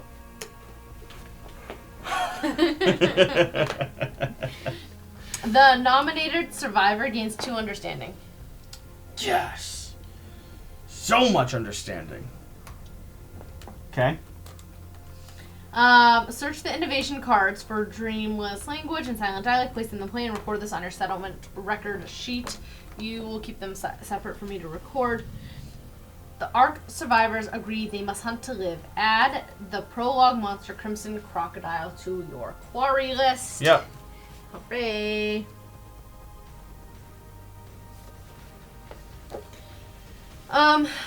Dreamless language is the innovation that sparks the creation of the innovation deck. Build the innovation deck now. I will. Okay. Build it now? Yep. Alright, let's do it. The innovation deck represents the potential cultural and technological growth of your settlements. It will grow through the campaign as you gain new innovation cards. Find the 6 innovation cards with language consequences under their title. Ammonia. Do you know them all? I can find them, yeah. Ammonia, drums, hovel, inner lantern, paint, and symposium. We already have paint out. Mm-hmm.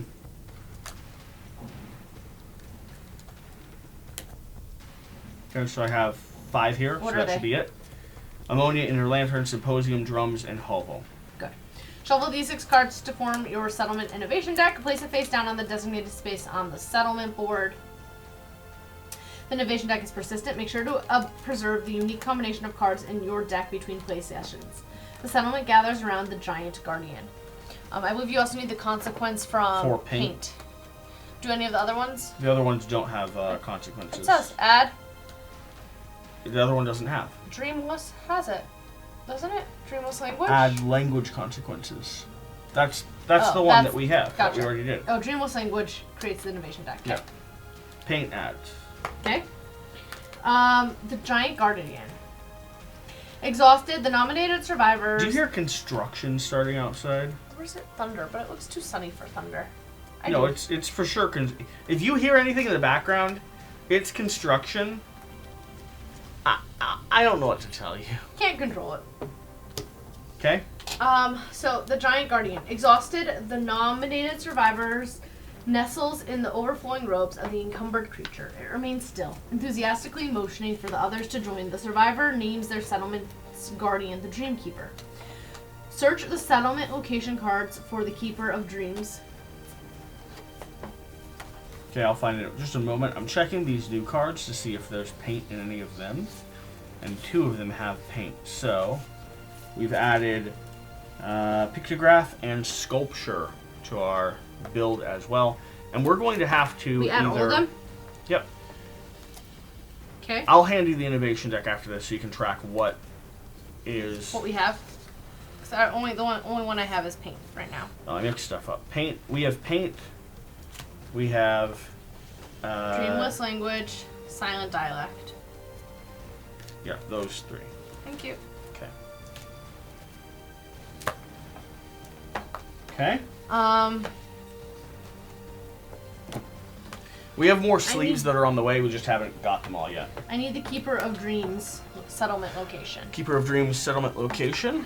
Place it face up in your play area. The Keeper of Dreams is the source of all innovations and further locations that the settlement will develop.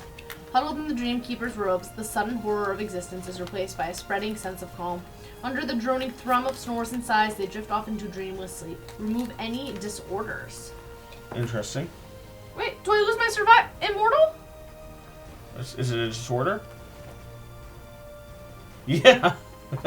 You do. I'm not immortal anymore. Congratulations. You've been healed. Yeah, but I don't lose my impairments. I I bet. don't lose my broken rib. I know. I bet Poots loved putting that in there. You stink, Pooch. So you can't harvest. I guess it's so you can't harvest immortal off the first get-go. Something like that. That's funny. That's really good. Bye-bye, immortal. And I can spend survival again. Hooray. The nominated survivor, you're still nominated, Yeah. gains the grounded ability. Grounded. Is it a fighting art? It just has grounded ability. Grounded ability. Okay. Grounded. At any time, you may set your insanity to 0, 1, or 2. Grounded.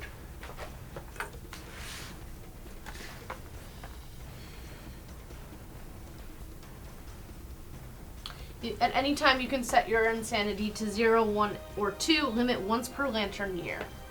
Okay. That was Dreamless Respite. Now we get to go to our first meal. Nominate a survivor to raise a drink. I'll do it this time. Okay? Okay. Terrified is going to be raising a drink. I hope I survive. Are you regretting nominating yourself? Sometimes. Raise a drink. The settlement gathers for their first meal. The nominated survivor raises their hands to mark the settlement's unity with a sanguine sip. Communal consumption benefits the ARC survivor's collective cognition. Build the collective cognition rewards deck, ordering the numbered cards with the lowest value on top. If duplicate numbers appear, use only one of each value. Include only CC monster reward cards for monsters in your campaign. Collective cognition reward card for monsters in your campaign. So right now it would only be Crimson Crocodile. Collective cognition flourishes based on a variety of challenges. On the variety and challenge of defeating monsters. When a monster is defeated, update the settlement victory sections on the ARC settlement record sheet to determine changes to the collective cognition. The survivors digest their feats. Gain 1 collective cognition. Record this on the ARC settlement record sheet. Collective cognition imparts its first reward. Gain the collective cognition reward card marked with a 1 on the back. The nominated survivor begins a discourse. Okay, go to the collective cognition section in the book. So go back, put a bookmark there. Because we haven't done, this is the first time we're doing a lot of these new things as well. Collective cognition.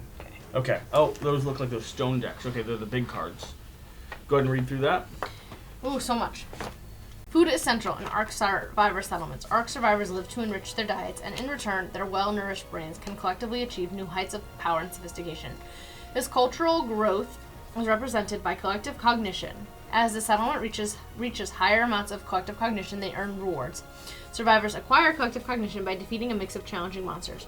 More challenging monsters proffer greater collective cognition. Gaining collective cognition from quarry monsters. Quarry monsters stalking the darkness offer a powerful incentive for hungry ARC survivors. Older, tougher monsters are a feast for ravenous ARC cells. If they defeat a monster, the victorious survivors return to the settlement with food and potential for profound change. Victorious survivors gain collective cognition in the aftermath of the showdown. Once the aftermath is resolved, update the settlement victory section on the ARC settlement record sheet. Next to the name of the defeated quarry, fill an unfilled box under its level. Update the total collective cognition above. If no box remains unfilled for that monster's level, the settlement gains no collective cognition. Level 1 quarry monsters provide 1 the first time. Level 2 provide 2 the first time. Level 3 provide 3 the first time. Okay. Gaining collective cognition from nemesis monsters and legendary monsters. Don't need to worry about it at the moment. Here, you continue. What's wrong? It's so much reading. So much! The settlement's collective cognition is based on its victories. Quarry, Prologue, we get 1 CC. Okay. The quarry, underneath the quarry, I write the name of him. Ken, yeah. Write the name of each monster in your campaign. After a victorious showdown, fill in a box for the defeated monster's level and update your total collective cognition. 1. Crimson. Crock. So we gain the first cognition card. Facets of existence. Attained Facets tier... of existence or facets of power? Facets of existence. Okay. That's the first one. Attain Tier 1 philosophies. When you attain philosophies, they become available in your campaign. Return to the first meal to build the starting philosophy deck. Nominated survivors begin a discourse. Survivors examine the facets of existence through many lenses. Spirited debates erupt in the settlement as survivors compare their viewpoints. Build the philosophy deck. Take 2 random Tier 1 philosophy cards and the core philosophy card, Dreamism, and set aside the starting philosophy card, Survivalism. If there is no core philosophy for your campaign, include an additional Tier 1 philosophy. Shuffle the cards and place Survivalism on top. Put the philosophy deck in play. Survivors share frantic reenactments of their tactics. Build a starting knowledge deck. Find Darkness 1, Despair 1, Fear 1, and Hunger 1. If any of these advanced to a higher level during the Prologue showdown, replace that card with a higher level achieved. Shuffle these cards and place the knowledge deck in play. The nominated survivor gains a random knowledge from the deck. They focus and ponder the darkness. So I need to build these. So these cards are no longer attached to us, it seems. They never were. We just had them We initially? just had them. Just like we write down disorders. We write them down, but more people can have them. Okay. So these all form a deck. And we need the philosophy cards. I still have to write down the Fear 2 effect on mine. Oh, the nominated survivor gains a random knowledge from the deck. So, we have a knowledge deck here. So I do gain a knowledge. I just might not get the fear I was working on. Yeah. It seems weird because, like, we didn't advance. We have to advance them all in one showdown? No, you have it. Despair. So you have it, so you can grow it. Saying I have What fear? we'll do after this gameplay is we'll go through and we'll reread through all of the new stuff, because now we'll understand it better. Yeah, I'm saying. So don't get frustrated with it right now. Okay. So you have Deadism. Add that on. It's not deadism, it's despair. Despair. Add that on. It might be that you upgrade it and now it's just available for anyone to get, or it might be that you have to get it again. I'm not sure. Okay. I don't know. With the sudden acceleration of culture, the nominated survivor sees the path unfolding before them. Surviving the darkness is paramount. They gain Hunt XP up to their first milestone, 2 Hunt XP, and adopt a philosophy. Okay, that's another book event. Yep, so just make a note. What's the book event? Adopt a philosophy. Okay. And we have to still do death.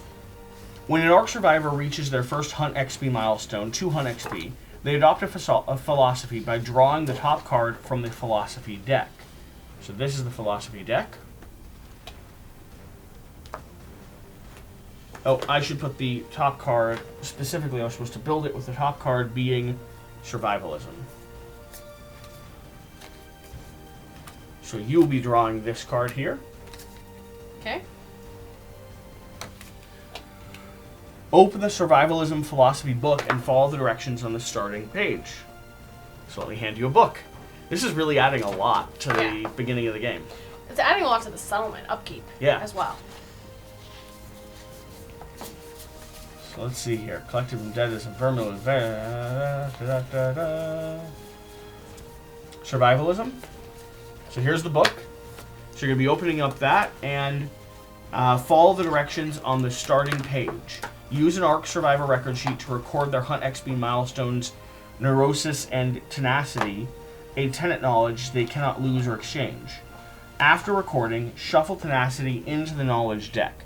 The nominated survivor reaches the first rank of Survivalism as their precipitation in the darkness is clarified. Turn to rank 1 in, read it aloud, and resolve the rules.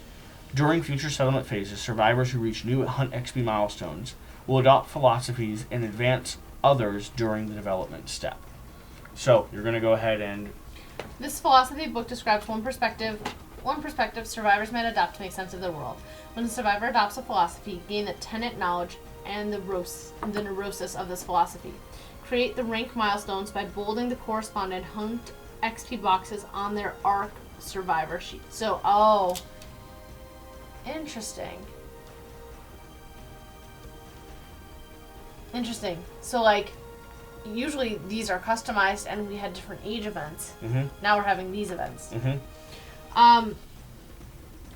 Create them and by bolding them. Advance to the first rank of the philosophy. Survivors cannot help but ponder the nature of their existence. All survivors must ponder if they are eligible or become eligible during the develop step of the settlement phase. This increases their philosophy rank by 1. Survivors can only advance once per lantern year. What's my philosophy rank? Over here. Ponder. If you are a returning survivor and reach a new Hunt XP milestone, you must rank up your philosophy. Okay. Must ponder if they are eligible. Philosophy name. Neurosis and tenet. The defining values of this philosophy. Draw the tenant knowledge card. I need tenacity. Tenacity knowledge card, okay. Draw the tenacity knowledge card and record its rules on the ARC Survivor record sheet. Add the tenant knowledge card to the settlement's knowledge deck if it is not already there, and record it on the settlement record sheet. This represents the path a survivor's worldview must follow. It shows Hunt XP milestones when the survivor must ponder and increases their philosophy's rank. The neurosis is compulsive behavior. Record its rules on the ARC Survivor record sheet. I also need the neurosis selfish. Neurosis selfish? Yeah. I don't know what a neurosis is. Selfish. When you encourage another survivor, roll 1d10. On a 6+, you do not encourage. Keep your survival. You cannot encourage again this round. Okay. If it is possible for your survivor to use meat shield to avoid harm, they must use it. What's a meat shield? I don't think we have that yet. Proceed to rank 1. So I'm going to record all this on here.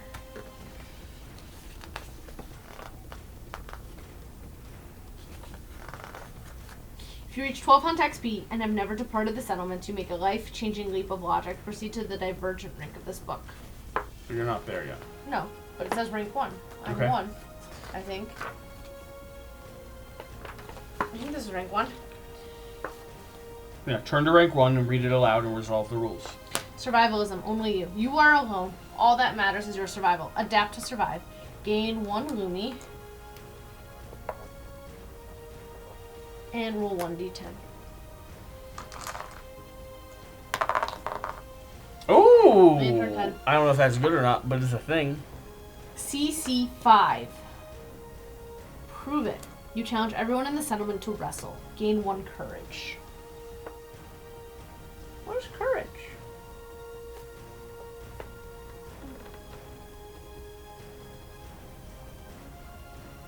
I believe CC, though. Collective cognition. Does that mean it's a requirement? Here. I'm having trouble understanding it. So we only have 1 collective cognition, or does that mean we get 5 collective cognition? Or do we go to collective cognition number 5, which is like comprehensive construction? I think it's if you have 5 CC, you get that. I think you're probably going to trigger the other ones, which are 7, 8, 9, and 10, unless you have 5 CC. Because that's what it looks like. Is there another 9 and 10? There's a 7, 8. There's not another 9 and 10, but it's all included in the same block. Unless you have that other condition. So you won't gain the courage. Survival is in your hands alone. You must make them strong. Gain strength training, knowledge. However, you exercise past the point of exhaustion and lose all your survival. So survival to 0. It's already at 0. And the strength training knowledge. Gotcha. So, okay. And then it says this down here, collective cognition 11, introspection. What is the point of surviving when everyone dies in the end? The idea sets your teeth on edge. Gain a random D. Random disorder. And a random K. Random knowledge. Do we only do this if we have this? Is this a requirement, like, at the bottom of the page? Yeah. Okay. Yeah. You don't do that now. Okay. Okay? Is that it? Well, read your cards. You just got 2 more. Tenacity and strength training. Tenacity. When you depart, you gain a survival token. You may spend a survival token at any time to gain +1 survival. Very That's nice. cool. When you spend a survival token, gain +1 to advance it. And then strength training is a theory. When you would wound the monster, gain +1. Limit once per attack. Why does it say when you wound the monster, gain 1? Limit once per attack. Not when you would wound. Okay? Okay. Alright, what's the next thing we need to do? The last one is extinguished guidepost. I think that was first meal.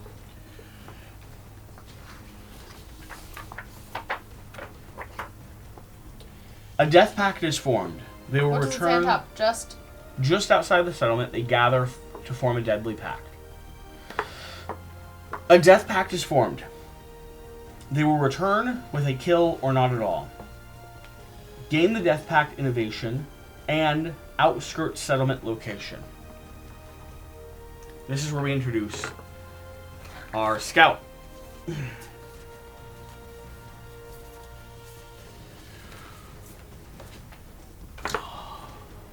Outskirts.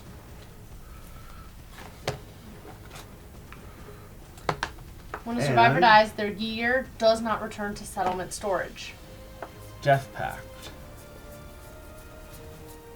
Death pact.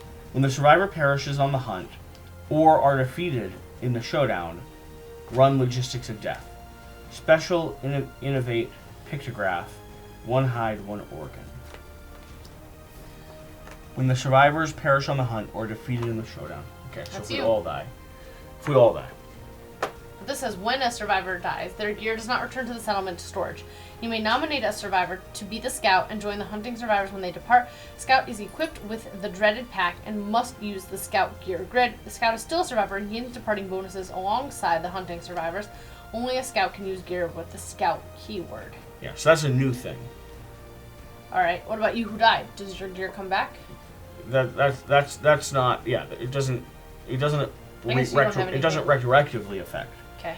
An ill-omened stench spreads through the settlement. Following the smell, the survivors reach an extinguished guidepost. The foul wind moans through the darkened lamp. On the ground, the survivors find a waxy gray object. Its eye-watering smell prevents them from seeing it clearly. Gagging and weeping, they roll it in layers of cloth until its smell is merely repulsive. Survivors contrive a use for the dreaded pack. Nominate a survivor to accompany the hunting survivors. The dreaded burden is lifted onto their shoulders. They are the scout this lantern year. They feel a grim responsibility. Who do we want to nominate to be the scout? Do we want to send out Expendable? Next. For the next one? You want to be one? Yeah, Expendable will be the first scout. Okay. Who knows what he's getting into, but he's in. So, first scout. I love it. He was the first targeted, threw the first founding stone, got the first critical hit, and now he's the first scout. He's setting a lot of firsts. Nominated survivor. Okay. Gain the scout grid. Scouts must use it instead of a normal grid. Then roll 1d10. 1d10. I don't want that die. Oh! Survivor affixing the bundle for travel are overcome by its raw stench. For just a moment, the bundle slips, revealing its foul contents to the scout. Their tears sizzle in their eyes, and their hair withers and falls to the ground. They exhale a final sigh of relief before losing consciousness. The scout suffers -1 accuracy and evasion. It doesn't say permanent, though. It just says -1. But what does that mean? You don't fight with us, do you? We don't know yet. It says like the scouts stay away. I understand, but the scout also has a gear grid. It goes on the hunt. A scout is going to have to do some things fist and potentially. tooth. Yeah. There's stuff that might be happening, sure. Interesting. Yep. Okay, and finally we have to do the death, right? The group must decide which one to choose to do with their first survivor corpse. The first harvest or the first grave. Do you want to be reminded what those two things do? Yes. All right. So, the first harvest, survival limit +1. When a survivor dies, draw 1 basic resource and add it to the settlement storage. Do not gain a resource if the survivor is lost or ceases to exist or is exiled. And the graves, all new survivors gain +1 understanding. When a survivor dies during the hunt or showdown phase, gain 2 of the resources, 2 of the endeavors. When a survivor dies during the settlement phase, gain 1 endeavor. So one of them gives us resources, one of them gives us endeavors. Which one gives us endeavors? The first graves. Okay, let's do that. We did That one? cannibalize last time. We did. Okay, we've taken on the philosophy graves. The principle. Principle. And all you yelling at me saying, don't do graves, it's not as good. First We're always graves. wanting more endeavors to... I want more endeavors to have babies. The settlement decides to build a small monument to mark their loss. The settlement gains the death principle graves. Find and place the card on the settlement board and note it in the settlement record sheet. Okay? After adding the card to the settlement, roll 1d10. 4. The settlement gathers around the grave, each taking a moment to reflect on the loss and their place in the darkness. All departing survivors gain +1 survival and +1 understanding. So, do you want me to make a note of that? What is it? If we're departing, this time when we Next depart. time. So, +1. Is this permanent or temporary? +1 survival, +1 what? +1 survival, +1 understanding.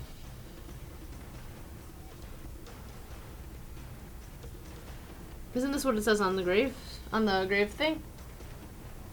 No.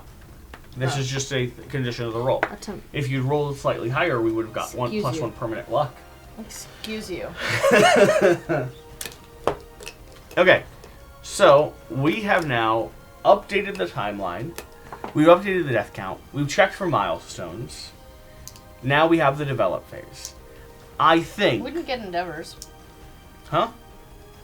We didn't get endeavors.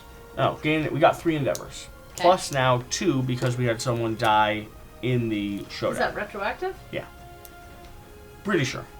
You said other stuff. You said this wasn't retroactive. But this is specifically determining what we're doing with that corpse. Gotcha. Okay. So we'll have 5 total endeavors. I'll grab those out. 1, 2, 3, 4, 5. And we're now moving on to the develop phase and the prepare departing survivors phase. What we're going to do is, off camera, we're going to go through, read all the stuff in the Gambler's Chest one more time. There's a section for departing survivor bonuses. We're going to decide what gear we want to purchase and upgrade, and we will let you know at the very start of the next campaign, when we start the hunt phase, what gear we decided to purchase with each one of our survivors. The resources that we have are right over... Where are my resources? Right over here. Pale flesh, vein glass, Munster organ, flat vein, tiny ear, a Munster hide, a love juice, a pseudo penis, an immortal tongue, a perfect hide, a Munster bone, and a blood stool. For anyone that is curious, thank you for being here. Thank you for watching. Thank you for joining us in this giant game of Kingdom Death. Shira, how are we doing? Awful! Do you still love the game? My first impressions of Gamblers is that it adds a lot. There's a lot of little tracking. It feels a lot more unwieldy, and so I'm worried about missing stuff. It's a very advanced game. And so we'll see how it goes. Like, this is a lot just to incorporate right now. Yeah, we'll keep learning it. We'll keep figuring it out, and you all will help us along the way. Thank you for being here. Thank you for watching. Whatever the case, though. Whatever you do, remember to do the important Get out thing. and play some games. We'll see you next time.